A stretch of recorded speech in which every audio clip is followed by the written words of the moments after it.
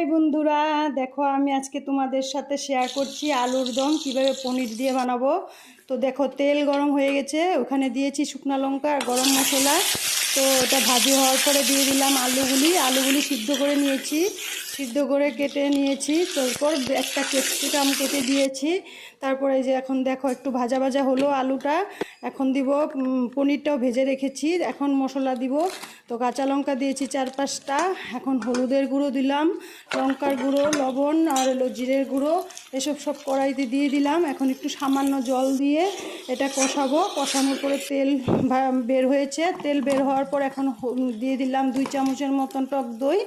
টক দইটা দেওয়ার পরে দিলাম একটু টমেটোর সস, কারণ আমার কাছে টমেটো ছিল না। তোমাদের কাছে যদি টমেটো থাকে তবে টমেটো দিবে, টমেটোর সসটা না দিলেও হবে, এটা স্কিপ করতে পারো। তারপর এখন পনির দিয়ে জল দিয়ে যতটুকু ঝোল খাবে অতটুকু দিবে।